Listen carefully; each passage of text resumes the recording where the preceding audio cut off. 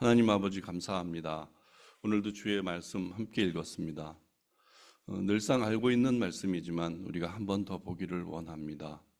주님의 은혜로 마지막 그 골고다 가시기 전 그 과정을 우리가 한 번 더 살펴보면서 주님께서 그 시간 이 세상을 보고 이 세상을 향하여 선포하셨던 그 은혜를 지금 이 시간 누리게 하옵소서. 물론 이 시간에 우리가 그것을 다 알 수는 없지만 성령님께서 우리에게 큰 은혜를 주셔서 우리의 눈과 귀를 여시고 마음을 여셔서 그 기이한 법을 보게 하시고 그로부터 큰 능력을, 이 세상을 살아가는 큰 신앙의 능력을 우리가 받아 누릴 수 있도록 인도하옵소서. 함께 하심을 믿고 감사드리며 예수님의 이름으로 기도합니다. 아멘.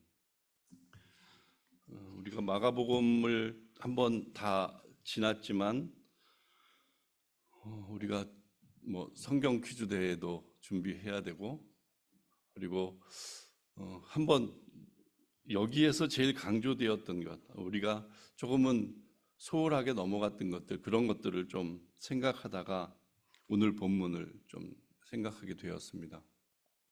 지난주에 제가 어떤 목사님들하고 여러 어떤 세미나에 참석해서 같이 이렇게 이야기를 나누는 중에 그분 중에 한 분이 설교 코칭 하시는 목사님인데, 그분이 모범적인 설교로 이것을 한번 설교를 해주셨어요. 그래서 그 시간에 제가 여기서 나눴던, 우리 예배 때 나눴던 것보다도 더한 어떤 그 인사이트가 있어서 그거를 중심으로 해서 조금 더 덧붙여서 말씀드리려고 오늘 본문을 택했습니다. 저주받은 무화과 나무와 복음이라는 제목을 채용한 것도 그것이 말라버리고 그것이 저주받아서 그것이 뿌리채 말라버렸다는 표현처럼 그냥 그 순간에 다 멸절된 것이 아니고, 예수님은 우리에게 이 사실을 통해서 보다 큰 구원의 계획을 말씀하시는구나, 이제 예수 그리스도를 통해서 새롭게 이루어질 복음의 세상은 이렇구나, 이런 것들을 조금 더 깊이 나눴으면 하는 생각입니다. 복음 앞에 저주란 말이 붙어 있으니까 전혀 어울리지 않고 이것은 별개로 우리가 동떨어져서 생각할 수밖에 없습니다. 하지만 저주라는 말을 가지고 있는, 저주라는 말 속에서 우리가 느끼는 그 감정은 많이 힘듭니다. 왜냐하면 우리 스스로도, 우리 입술도 이렇게 살다 보면 난 저주받은 인생이야, 이런 표현을 하지 않습니까? 심지어 그리스도 안에 살고 있는 우리들조차도 간혹 나도 저주받은 인생이야, 나의 인생은 왜 이래, 이러면서 살고 있으니까요. 아마 예수 그리스도가 이 세상에 재림하시기 전까지는 우리는 옛사람의 모습으로, 옛사람의 습관대로, 그 저주 아래 살아가는 옛사람의 습관대로 그렇게 살고 있는지도 모릅니다. 그래서 우리 입술도 그렇게 표현하는 것일 수 있습니다.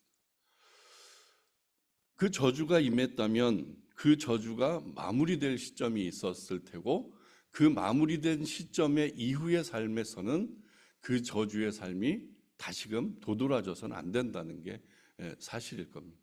그러나 우리는 그 시점에 우리는 또 그렇게 살고 있는 우리들을 발견해 보는 거죠. 예수님이 이제 예루살렘 성에 가셔서 십자가에 못 박혀 돌아가심으로 이 모든 것들을 완성하실 텐데, 그 과정 가운데 유독 무화과 나무를 저주하신 사건과 또 그것이 말라버려서 이렇게 이제 다시는 그곳에서 과실을 따먹을 수 없는 어떤 그런 처지에 이르렀다면, 지금 예수님의 그 발걸음 가운데 이 세상을 바라보시면서, 예루살렘 성을 바라보시면서, 유대인들을 바라보시면서 이제 더 이상 너희들은 열매 맺을 수 없구나라는 것을 선언하신 것이고, 그 선언을 통해서 이제 옛 모습은 너희 다 저주받았고 다 멸망할 수밖에 없다. 이제 내가 다시 내 죽음을 통해서, 내 부활을 통해서 다시 이룬다, 시작한다. 이런 개념의 것을 이 본문에서 강조하고 있다는 것, 우리가 다시 한번 강조드립니다. 그래서 오늘 지난번에도 한번 보았지만 한번 본문을 통해서 다시 한번 그 일들을 좀 점검해 봤으면 좋겠습니다. 이튿날 저희가 베다니에서 나왔을 때에 예수께서 시장하신지라. 이쪽 베다니와 벳바게를 제가 한번 잠깐 설명하고 지나간 적이 있습니다. 다 무화과와 연관된 마을이에요. 이름 속에 무화과가 들어가 있습니다. 벳바게는 가장 처음 조그맣게 열린 열매, 이제 막 몽울이 져서 이제 그것이 좀 커지면 성장하면 열매가 되는 그 과정에 있는 그 무화과를 파게라고 불러요. 그래서 벳파게 이렇게 발음하면 무화과의 마을, 이런 개념입니다. 근데 그 파게라는 곳 지명과 그리고 조금 그 단계에서 조금 자란 그 열매를 테에나라고 불러요. 테에나. 근데 그게 벳이라는 말과 붙으면 벳테에나. 여기서 성경에서 기록한 말로는 베다니예요. 그래서 벳바게와 베다니가 이 마을 이름으로 등장하는 것이고, 거기에서 지금 나오면서 무화과를 발견하는 겁니다. 근데 공교롭게도 벳파게는 지난 시간에 있었던 거고 베다니는 지금 좀 전에 있었던 곳이에요. 근데 베다니에 이르렀을 때 무성한 가지를 보았다는 것은 벳바게에 있는 파게라는 그 처음 몽울이 져서 이제 그게 열려야만 열매를 맺을 수 있는 건데 그것조차도 없는, 그것조차도 없으니까 지금 베다니에서 만난 그 무화과는 열매가 있을 수가 없는 거죠. 초기 단계부터 열매가 없었으니까요. 그래서 지금 이 장면이 마가는 이런 개념으로 기록을 하고 있다는 생각이 듭니다. 베다니에서 나와서 있는데 갑자기 시장길을 느끼신 거예요. 근데 이것도 좀 그 마가가 어떤 의도로 표현했는지 모르지만 예수님이 시장길을 느끼실까? 물론 육신을 입었기 때문에 시장길 느끼시겠죠. 근데 그 시장길 때문에 무엇을 찾아서 먹으려고 하고 또 그것이 없을 때 신경질적으로 그것을 저주하고, 사실 이런 논리는 예수님하고 어울리진 않습니다. 그러나 마가는 그것을 그렇게 기록한 거죠. 그래서 이 대목을 이제 성경 주석이나 이것을 가지고 설교하신 것들을 좀 들어보면 시장하다는 표현은 중의적인 표현으로 많이들 설교를 하시고 주석을 달고 있어요. 그것은 무엇이냐면 예수님의 상황과 마음을 나타낸다는 거죠. 왜 시장하실까? 마치 그것은 그 히딩크가 8강인가 들었을 때 나는 아직 배고프다라고 했던 표현처럼 예수님도 지금 이제 막바지에 오신 거예요. 영혼들을 구원하시면서 여기까지 오신 거예요. 근데 예루살렘 성을 겪으니까 이거는 해도 너무한 거죠. 예수님은 다 알고 계셨지만 부딪힐 때마다 너무너무 와닿는 것들이 많은 거죠. 아직도 먼 것이고, 특별히 제자들만 생각해도 제자들을 그렇게 오래도록 갈고 닦으면서 이렇게 왔는데도 불구하고 툭툭 터져 나오는 말은 아직도 너무 부족한 거죠. 그러니까 그런 느낌으로 시장했다는 표현을 이렇게 썼다라고 주석가들이 달고 있습니다. 그런 마음으로 지금 그 장면을 시작합니다. 멀리서 잎사귀 있는 한 무화과 나무를 보시고 혹 그 나무에 무엇이 있을까 하여 가셨더니 가서 보신즉 잎사귀 외에 아무것도 없더라. 이는 무화과의 때가 아님이라. 무화과의 때가 아닙니다라는 말은 또 이해가 납득이 안 가죠. 왜냐하면 이제 첫 열매가 몽골 맺어서 그것이 자라면서 지금 이 단계까지 왔는데 무화과 철이긴 하잖아요. 아직 다 안 익은 것뿐이지 그 철이긴 합니다.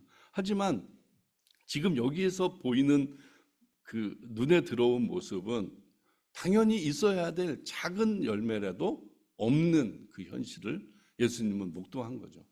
그거를 마가는 굉장히 시장한데 먹을 게 없다라고 표현을 한 것이고요. 그러면 이것을 조금 더 확장해 보면 지금 이스라엘을 놓고 보았을 때 이스라엘은 이제 끝에 갈 때까지 다 간 그런 상황이 돼버린 거죠. 마치 구약이 마무리 지으면서 예수님 오시기 전까지 암흑시대 400년 이상이 지났다고 하잖아요. 이 예수님의 말씀도 없고 선지자도 없는 그 시기가 지났다고 했잖아요. 아마 그 시기는 이런 시간들을 채우고 또 채워서 이제는 멸망할 수밖에 없는, 이제 정말 예수님이 죽어야 하는 특단의 조치를 할 수밖에 없는 그런 시점이 된 그 순간을 이렇게 보여주고 있는 것입니다. 특별히 무화과는 이스라엘을 지칭할 때 굉장히 구약에서 인용을 많이 하고 있어요. 그래서 뭐 예레미야서, 호세아 이런 데서 보면 너희는 무화과 나무라고 표현하고 있거든요. 근데 무화과 나무가 열매를 맺어서 하나님을 영광스럽게 하고 영광이 되어야 하는데 이제는 다 자기 입맛 채우고 자기 주머니 채우고 하나님은 전혀 상관없는 신앙생활을, 종교생활을 하고 있는 그들의 모습이 이렇게 가득 찼다는, 열매 맺지 못하는 삶이 이제 극에 달했다는 것을 여러 번 강조하고 있는 것입니다. 그러면서 14절에 예수께서 나무에게 일러 가라사대 이제부터 영원토록 사람이 내게서 열매를 따먹지 못하리라 하시니 제자들이 이를 듣더라. 제자들은 듣지만 이게 무슨 소린가? 아니 왜 저 양반이 이제 막바지 되니까 좀 이상해졌네. 왜 저걸 가지고 이렇게 저주를 하나? 이거 그렇게 말씀하시나? 이렇게 이제 했을 것입니다.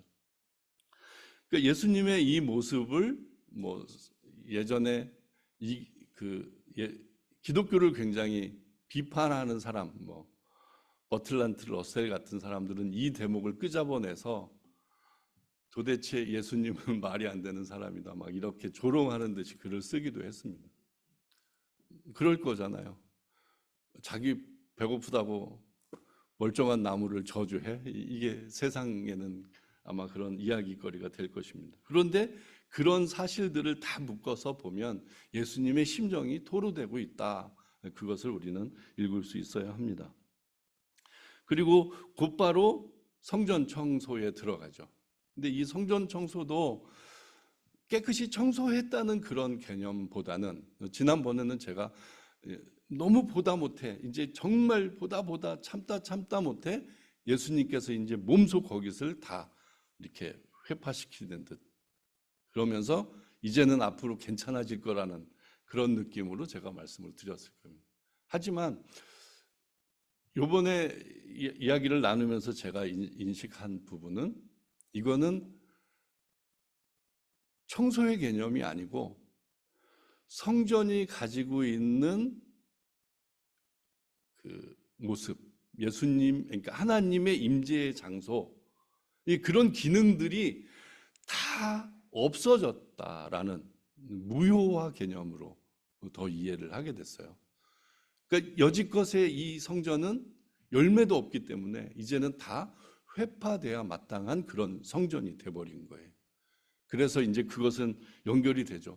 우리가 마지막 때 읽었던 그 돌 위에 돌 하나도 없이 다 회파되는 그런 일이 벌어졌고, 예수님은 스스로 이 성전을 헐라 3일 만에 내가 다시 짓겠다라고 말씀하신 그 부분도 여기에 준한다는 생각이 듭니다.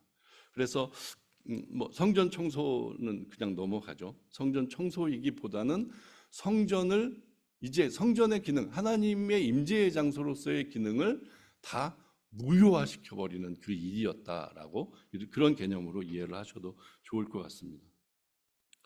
그리고 20절로 넘어가죠. 저희가 아침에 지나갈 때에 무화과 나무가 뿌리로부터 마른 것을 보고, 그러니까 그 전에 이제 다시는 여기서 열매를 따먹지 못할 거라고 말씀하셨는데 그 다음날 지나가는 길에 보니까 그냥 마른 정도가 아니고 뿌리부터 말랐다고 표현하고 있어요. 그 근원이 다 말라버린 거죠. 이렇게 이 대목을 보고 또 제자들은 이제 의아한 거죠. 그래서 베드로가 생각이 나서 여짜오되 라삐어 보소서 저주하신 무화과 나무가 말랐나이다. 근데 예수님께서 별다른 말씀 안 하시고 저희에게 이르시되 하나님을 믿으라라고만 말씀하세요. 이게 이제 많은 사람들의 난제입니다. 이 대화가 무슨 의미일까? 그냥 믿으면 되는 것인가? 그러면서 계속 믿음의 얘기들을 해나가요. 그래서 너희가 믿음이 있으면 저 산더러 명령해서 뭐 옮겨질 것이다 이런 표현하시고 마음으로 그 말하는 것이 이룰 줄 믿고 마음에 의심하지 않으면 그대로 될 것이다라는 것. 그리고 무엇이든지 기도하고 구하는 것은 받은 줄로 믿으라. 그리하면 너희에게 그대로 되리라라고 말씀하시는. 요즘 뭐 기도를 통해서 뭘 이루어야 된다 이런 개념으로 포커스가 맞춰진 그런 느낌을 우리는 여기서 또 받으니까 무화과 나무 저주한 거랑 믿음이랑 이런 기도랑 무슨 연관이 있는가 이게 참 난제인 거죠. 그래서 이거는 막 딱 정답은 아마 예수님한테 가서 예수님 그거 진짜 의미가 뭐예요? 이렇게 물어야만 알 수 있는 대목일 거예요. 그러나 그 전에 우리는 충분히 묵상을 통해서 성령님의 인도하심을 통해서 많이 묵상을 해봐야 되는 대목입니다. 그러면 이제 여기서부터 예수님이 오신 후, 예수님이 십자가에 못 박혀 돌아가신 후, 아니면 예수님이 부활하시는 시점을 기점으로 전후가 나눠지잖아요. 그 전후를 우리는 요 참에서 한번 생각해 봤으면 좋겠어요. 예수님이 이 땅에 오시기 전에는 이 예루살렘에 그러니까 하나님의 임재하신 장소인 성전에서조차도 이 벌어진 일들, 뭐 성경이 구약이 그거를 다 말해주니까 더 이야기할 필요는 없죠. 얼마나 타락했고 얼마나 하나님과 상관이 없는지는 알 수 있는 대목이잖아요. 그러면 그런 세상에서 예수님께서 오셔서 뭐 성전도 다 뭐 이렇게 부셔버리고 뭐 말씀도 그렇게 경고하시고 이렇게 칼같이 말씀하시면서 그 시간을 지나는데 심판하시는 그 개념인데 거기에서 믿어라 라는 이야기가 나온 거라는 거죠. 그러면 지금 예수님이 그 길을 걸어가시면서 이루실 일, 이제 우리는 그 처음부터 끝을 다 이 성경을 통해서 알고 있지만 그 시점에 살고 있는 사람들은 아마 이렇게 깨닫는 사람도 있을 거예요. 왜냐하면 성전 청소를 할 때 그거를 지켜보던 많은 사람들 중에는 그동안에 이 성전에서 이루어지는 일에 대해서 굉장히 힘들어했던 사람이 있을 거예요. 왜냐하면 하나님을 잘 따르는 자이고 하나님 안에서 사는 자라면 이렇게 벌어지는 일들을 보면 막 분통이 터지고 저러면 안 되는데 어떻게 해야 되나 그거를 한탄하던 사람이 분명히 있었을 겁니다. 근데 그는 어찌할 수 없이 그냥 그 안에서 그 분위기 안에서 살아가는 거죠. 그런데 갑자기 예수님이란 분이 나타나서 정말 속 시원하게 막 그 일들을 행하시니까 와 이거는 너무 여지껏 내 속에서 정말 이루어지지 않은 일들이 저 예수 그리스도를 통해서 이루어지는구나 이렇게 느끼면서 있었을 거예요. 그 이유는 또 모르니까 어떻게 될까 궁금해하면서 그러고 있었을 겁니다. 그러니까 예수님 오시고 난 다음 전후의 그 모습을 우리는 알고 있는 자로서 그 시점을 예수 그리스도가 이 땅에 오셔서 이루신 일의 그 사실을 우리는 명확하게 세우고 그것에 대해서 반응할 수 있어야 되는 거예요. 그것을 여기서 예수님은 믿어라 라고 표현한 것이고 기도하라 라고 표현한 것이고 근데 그 믿고 기도하는 것에 공통점이 있어요. 그게 무엇이냐면 여지껏 성전에서 행했던 모든 사람들의 종교적 행위와는 다르게 정말 믿고 신뢰하는 마음을 가진 믿음. 그러니까 종교적인 믿음이 아닌 진짜 하나님을 사랑하고 하나님 안에서 살아가는 사람. 그 구분을 우리는 가지고 있는 거죠. 그래서 믿음과 이렇게 믿음을 가지고 기도하는 그 모습 가운데 전적으로 주님을 신뢰하는 마음이 있다는 거예요. 그래서 예수님이 지금 이 시점에 이 믿으라라고 말씀하신 것은 너 여지껏 살든 여지껏 성전에서 행하든 그런 종교적인 그리고 너의 관습적인 너 중심적인 옛사람의 그 신앙생활을 모두 저주받은 것으로 여기고 이렇게 말라 죽은 것으로 여기고 이제부터는 내가 이룰 일, 십자가를 통해서 이룰 일, 그것을 명확히 하면서 믿고 기도하라라고 표현을 하고 있다는 생각을 해봅니다. 이것을 아마 계속 붙들고 묵상을 해보시길 바래요. 붙들고 또 붙들어서 왜 갑자기 이 말씀을 하셨을까? 그러면 그것이 조금은 더 명확히 보일 거라는 생각이 듭니다. 왜냐하면 내가 믿음이라는 그 단어를 내가 곱씹고 더 곱씹어서 그 믿음이 무엇인가를 내 속에서 발견하게 되면 하나님과 나와의 관계가 명확해집니다. 그러니까 그분이 나에게 하신 일, 그것은 보통 일이 아니잖아요. 그냥 이렇게 제가 이 평균적인 목소리 톤으로 말씀드려서 그렇지, 하나님이 나 같은 자를 살리셨다는 그 일은 이렇게 그냥 평범하게 이런 식으로 얘기할 게 아니에요. 정말 막 내가 아주 반응하고 감동해서 나 같은 자가 하나님이 나를 사랑하셨다고 이렇게 표현해야 할 일이잖아요. 그런 것을 발견할 수 있을 거라는 거죠. 그래서 아마 이 시간 이후에도 그것을 계속 붙들고 또 붙들어서 그 속에서의 감동을 여러분들이 꼭 경험하셔야 될 줄 믿습니다. 아까 표현했듯이 저주라는 것과 복음이라는 것을 놓고 우리가 묵상하는 것은 내가 너무 이 세상을 살아가면서 신앙생활을 하면서 너무 무미건조해진 우리들의 모습을 조금은 더 이렇게 몰랑몰랑하게 만들고자 하는 노력이라고 생각이 들어요. 생각해 보십시오. 지금 아까 제가 설교 서두에 나는 저주받은 인생이야 라고 우리는 곧잘 표현하고 산다고 얘기했잖아요. 근데 가만히 생각해 보면 이 세상에 저주 아닌 게 없습니다.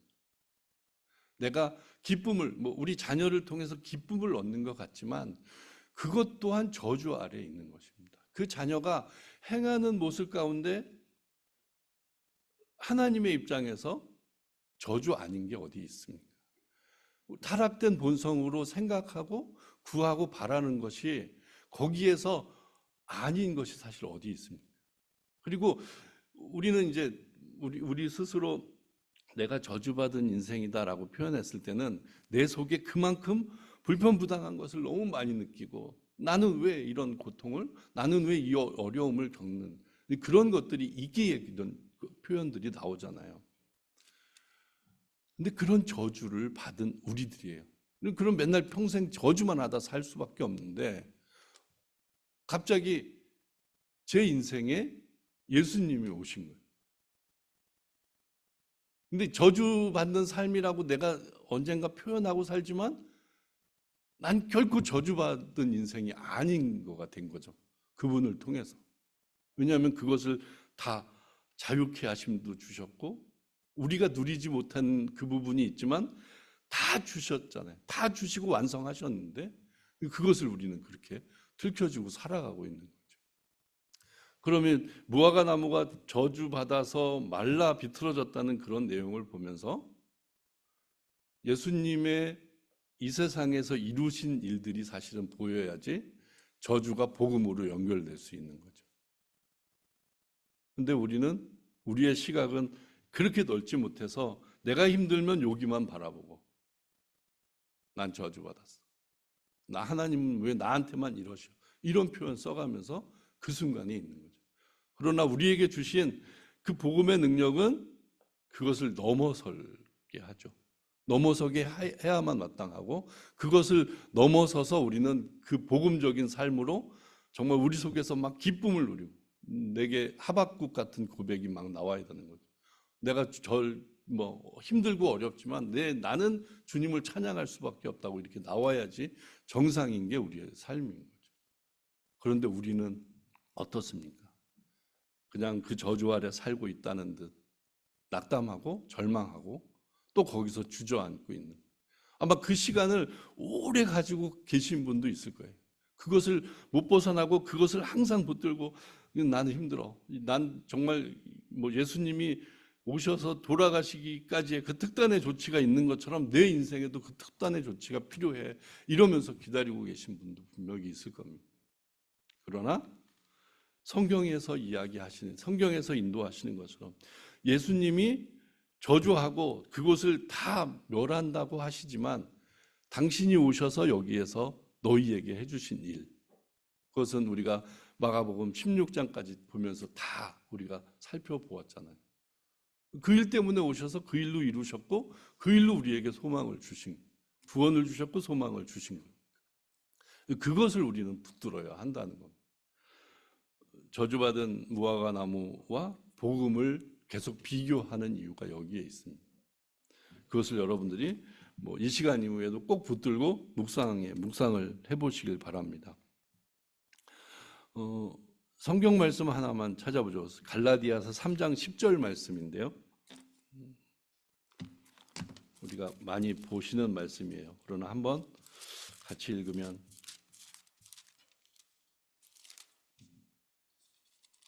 예수님께서 우리에게 해주신 일에 대한 명확한 것이 여기에 있습니다. 갈라디아서 3장 10절부터 14절까지 한 목소리로 읽죠. 10절부터 14절까지 갈라디아서 3장 10절 시작. 무릇 율법 행위에 속한 자들은 저주 아래 있나니 기록된 바 누구든지 율법 책에 기록된 대로 온갖 일을 항상 행하지 아니하는 자는 저주 아래 있는 자라 하였음이라. 또 하나님 앞에서 아무나 율법으로 말미암아 의롭게 되지 못할 것이 분명하니 이는 의인이 믿음으로 살리라 하였음이니라. 율법은 믿음에서 난 것이 아니라 이를 행하는 자는 그 가운데서 살리라 하였느니라. 그리스도께서 우리를 위하여 저주를 받은 바 되사 율법의 저주에서 우리를 속량하셨으니 기록된 바 나무에 달린 자마다 저주 아래 있는 자라 하였음이라. 이는 그리스도 예수 안에서 아브라함의 복이 이방인에게 미치게 되고 또 우리로 하여금 믿음으로 말미암아 성령의 약속을 받게 하려 함이니라. 아멘. 저주와 복음을 우리가 비교해서 사실 이 말씀을 여러분들이 연결해서 묵상을 하시면 예수님이 내게 해주신 일, 매일매일 저주라고 느끼며 살 수밖에 없는 우리 인생인데 그 저주 위에 예수님께서 그 저주를 다 대신 받으셨다고 표현하고 있어요. 다 져주셨다고 표현하고 있어요. 그러면 우리는 어떤 삶을 살아야 할까요? 그분이 다 이렇게 해결하신 일을 우리는 아직도 붙들고 또 붙들어서 또 낙담하고 원망하고 그러고 있는 우리들 인생인 거죠. 여기 이제 율법 얘기가 나와서 있지만 율법적인 삶을 우리는 살고 있죠. 이거 해야 되는데 이거 못하는 것. 이거 못하니까 내 속에 이거 나 못하는 사람으로 찍히면 안 되는데 잘하는 것처럼 치장하고 또 이 속은 못하니까 계속 죄책감과 또 이 괴리감으로 더 동떨어진 삶을 살고 그것이 우리의 마음덩어리입니다. 매일매일 일상의 마음덩어리입니다. 근데 그런 모습들을 하나님이 계속 바라보고 계셨던 거죠. 왜냐하면 우리 영이 계속 탄식할 거 아니에요. 그렇게 살고 있는 우리 인생 때문에 계속 탄식이 되니까 그것을 성령님은 받고 또 그거를 또 탄식하시는 거죠. 그런 것을 지켜보시다가 이거를 해결할 수 있는 방법이 무엇인가? 희생할 것이 예수 그리스도다. 그래서 그분을 보내셔서 여기에 나무에 달린 자마다 저주 아래 있는 자라라는 그런 표현처럼 우리의 저주를 받으사 그 저주를 속량하셨다고 분명히 사도 바울은 기록하고 있잖아요. 그러니까 그 모든 것들을 해결한 모습이 여기에 말씀이 기록이 되어 있는 거죠. 그런데 우리는 그 해결의 능력이 우리 삶까지 미치지 못하고 있죠. 그러니 맨날 또 저주 아래 살고 있는 그런 모습인 거죠. 왜 그렇게 우리는 매일매일 살아야 할까요? 아마 예수님께서 제자들이 그렇게 물을 때 하나님을 믿으라라고 그냥 딱 한마디 하신 이유가 거기에 있다는 생각이 듭니다. 매년 똑같은 제자들의 마음이지요. 성령 충만하기 전까지 이 제자들은 다 그 모양 그것으로 살아가고 있잖아요. 근데 그 시점에 예수님은 하나님을 믿어라라고 말씀하시는 거죠. 하나님을 믿을 때 여지껏 다 불가능해질 것 같은 땅을 옮긴다는 표현은 구약에도 여러 번 그러니까 이사야 선지자를 통해서 많이 말씀하셨는데 전혀 불가능한 일이 이제 그렇게 된다라는 표현을 쓰입니다. 산을 옮길 만한 거 내가 내 속을 생각해 보면 나는 절대 그렇게 살 수 없는 인간인데 그분이 그렇게 살게 해주신다. 하나님이 그렇게 살게 해주신 은혜를 우리에게 주셨다. 그러면 이것은 정말 우리에게는 큰 기쁨이고 큰 감동이고 그것에 더 놀라운 표현이 있어야 하는 겁니다. 그래서 우리는 너무 익숙하고 너무 이 말씀에 젖어들어 있어서 사실 내 속에 이 심장이 뛰질 않습니다. 그것을 우리는 계속 경고받았으면 좋겠습니다. 이 마지막 때에라고 얘기하고 이 마지막 때를 준비해야 된다고 하는 이 시점에 일곱 교회한테 얘기한 사대 교회한테 얘기한 그 표현도 사실은 갑자기 떠오르는데요. 너희들이 살아있는 것 같지만 죽어있는 교회라고 얘기하시잖아요. 그러니까 죽었다고 표현해요. 근데 우리가 신앙생활을 하고 있다고 하는데 예수님 보시기에 맨날 저주 아래 살아간다고 죽은 걸로 살아가면은 이건 말이 안 되잖아요. 그래서 요한계시록에서도 그 말씀하신 다음에 회개하라고 딱 얘기하거든요. 근데 그런 말씀을 우리에게 주시는 이유가 분명합니다. 그래서 지금 이렇게 두서없이 제가 말씀드리는 것 같지만 항상 이 말씀을 펼 때마다 내게 주시는 말씀으로 내 믿음을 점검해주는 어떤 이렇게 기준의 말씀으로 여러분들이 꼭 그것을 발견하시길 바랍니다. 그래서 더 이상은 그 안에 살아가는 자들이 아니라 정말 그분이 여기에서 해주신 것, 그러니까 복음의 세상으로 바꿔주시고 그 복음을 누리게 하신 것, 그것에 더 기쁨을 누리셔야 할 것입니다. 그래서 여기에서 표현한 것처럼 그것을 위해서 기도할 수밖에 없는 거죠. 그러니까 반드시 그렇게 된 것을 믿는 믿음 안에서 기도하면 거기에는 우리의 생각은 내가 우리 자녀를 위해 기도해야 하는데 그것이 이루어지기까지 기도하는 그 모습도 포함돼야 되겠지만 더 중요한 것은 하나님께서 내게 이루신 일이 명확히 이루어지는 그것을 누리면서 살 수 있도록 간절히 기도하는 것이 먼저 나타나야 할 것입니다. 그리고 은혜가 필요한 자들이잖아요, 우리가. 그 은혜를 어떻게 누리겠습니까? 말씀을 통해서 얻은 교훈과 통찰을 갖고 그 말씀을 중심으로 말씀대로 이루어질 것을 간절히 기도해야 되는 거 아닐까요? 그렇게 은혜를 구하는 저와 여러분들이 되어야 될 줄 믿습니다. 저주받은 무화과 나무와 복음이란 제목으로 말씀드린 것을 또 여러분들 댁에 가셔서도 좀 붙들고 계속 묵상하시고 또 거기에서 나눌 것들이 있다면 조금 더 깊이 가족들과 주변 분들과 나누셔서 조금은 더 내 믿음이 살아있고 하나님 앞에서 기쁨을 누리는 저와 여러분들이 되시기를 주님의 이름으로 부탁드립니다. 기도하겠습니다. 하나님 아버지 감사합니다. 오늘 무화과에 대한 저주에 대한 것을 또 복음이란 것과 연결해서 잠시 생각해 보았습니다. 다 알고 있는 것, 또 그것이 우리가 모르는 바가 아닌 것인데 우리에게 조금은 더 하나님께서 우리에게 베푸신 은혜를 생각해 보게 하시고 그 십자가와 그 십자가의 비극이 고통으로서 보여지는 것이 아니라 정말 우리에게 행하신 일, 정말 나 같은 죄인에게 행하신 일, 그것으로 반응하며 감사하고 기쁨이 넘쳐날 수 있도록 인도하시고 주장하여 주시옵소서. 말씀 붙들고 우리가 승리하게 하실 줄 믿습니다. 모든 것 주께 의탁드리오며 예수님의 이름으로 기도합니다. 아멘. 47장 찬송 부르시며 봉헌하겠습니다.